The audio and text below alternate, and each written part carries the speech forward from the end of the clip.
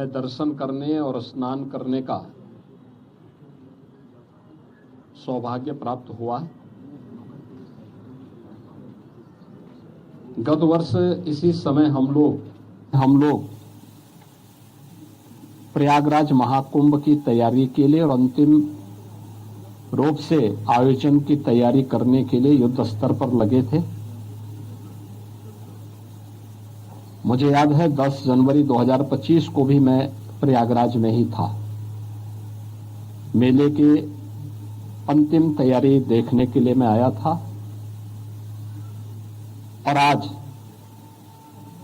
इस वर्ष माघ मेला जो पूरी भव्यता के साथ पौष पूर्णिमा 3 जनवरी 2026 से प्रारंभ हो चुका है।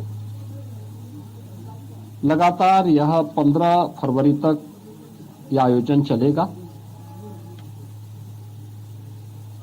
जो अपेक्षा थी पौष पूर्णिमा को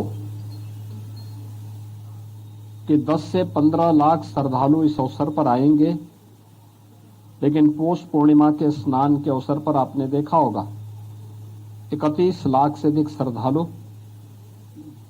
मां गंगा, मां यमुना और मां सरस्वती की इस पावन त्रिवेणी में आकर के भगवान बेणी माधव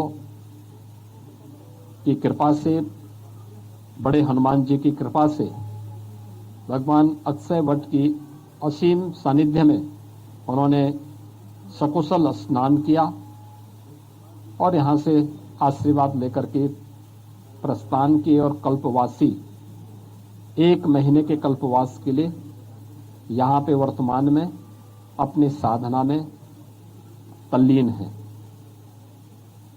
आज मुझे यहां पर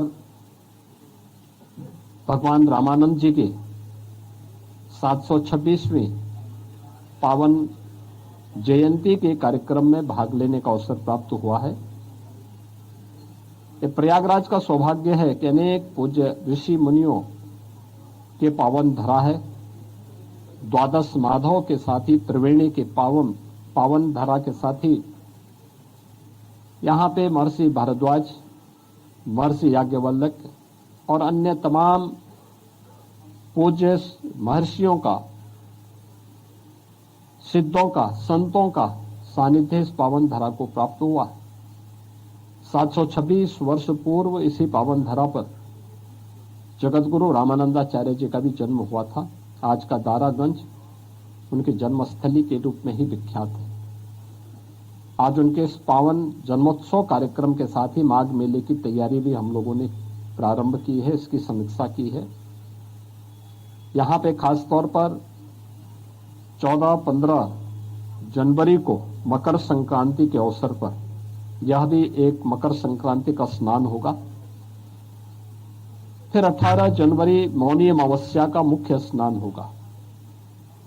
इसके उपरांत 23 जनवरी को वसंत पंचमी और फिर माघ पूर्णिमा के साथ ही 15 फरवरी को महाशिवरात्रि का आयोजन भी यहाँ पर संपन्न होगा। ये सभी माघ मेले के कार्यक्रम होंगे। माघ मेले पौष पूर्णिमा से लेकर के माघ पूर्णिमा तक इस पूरे आयोजन के लिए प्रशासन ने, पुलिस ने और सभी संबंधित विभागों ने अपनी पूरी तैयारियां की हैं।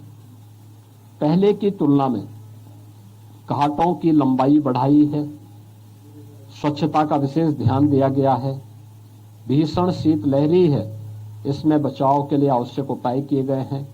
पब्लिक एड्रेस सिस्टम के साथ ही मेला से जुड़े हुए मेला सेवा ऐप का भी शुभारंभ करते हुए किसी भी कल्पवासी को, किसी भी संत को, किसी भी श्रद्धालु को अगर कोई सेवा लेनी हो, किसी प्रकार की कोई उनकी यहाँ कोई किसी प्रकार की समस्या हो, तो इससे संबंधित वह अपने इस मोबाइल ऐप के माध्यम से भी जानकारी ले करके और अपनी जानकारी दे करके उस सेवा का उपयोग कर सकता है या प्रशासन से अपनी बात को रख सकता है।